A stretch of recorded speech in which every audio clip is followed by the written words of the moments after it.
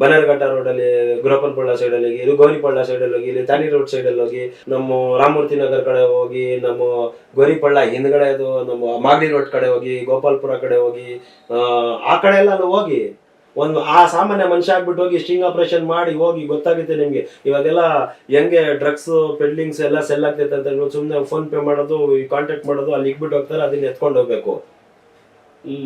ಸ್ವಲ್ಪ ಜನ ಹಿಡಿತಾರೆ, ಸ್ವಲ್ಪ ಜನ ಹಿಡಿಲ್ಲ. ಹಿಡಿದವ್ರಿಗೆ ಅದೊಂದು ಇವಾಗ ಜಾಸ್ತಿ ದುಡ್ಡು ಐತೆ ನನ್ನ ಹತ್ರ, ಹಿಡಿತೀನಿ ನಮ್ ಲೋಕಲ್ ಸ್ಟೇಷನ್ ಅಲ್ಲಿ ಯಾವಾಗ ಒಬ್ಬ ಫಸ್ಟ್ ಸತಿ ಸಿಕ್ಕಾಕೊಂಡಿದ್ದೆ, ದುಡ್ಡು ಕೊಡ್ತೀನಿ, ಗೊತ್ತಾಗಿಲ್ಲ, ಏನೋ ಒಂದ್ ಮಾಡ್ತೀನಿ. ಇಲ್ಲ ಇನ್ಫ್ಲೂಯೆನ್ಸ್ ಜಾಸ್ತಿ, ದುಡ್ಡಕ್ಕಿಂತ ಜಾಸ್ತಿ. ನನ್ನ ಮಗ ಇಲ್ಲ, ದುಡ್ಡಕ್ಕಿಂತ ಜಾಸ್ತಿ ಏನ್ ಗೊತ್ತಾ, ನಾನು ಒಂದು ಇನ್ಫ್ಲೂಯೆನ್ಸಲ್ ಪರ್ಸನ್. ನನ್ನ ಮಗ ಏನೋ ತಪ್ಪು ಮಾಡ್ಬಿಟ್ಟ, ಅಡಿಕ್ಟ್ ಇರ್ಬೋದು, ಇಲ್ಲ ಪೆಡ್ಲರ್ ಇರ್ಬೋದು, ಹೇಳಕ್ಕಾಗಲ್ಲ. ಅಡಿಕ್ಟ್ ಅಂತ ಹಿಡ್ಕೊಂಡೋಗಿರ್ತಾರೆ, ಅವ್ನ್ ಬಿಡ್ಸ್ಕೊಂಡ್ಬಿಡ್ತೀನಿ. ಆಮೇಲೆ ಪೆಡ್ಲರ್ ಆಗ್ಬೋದು.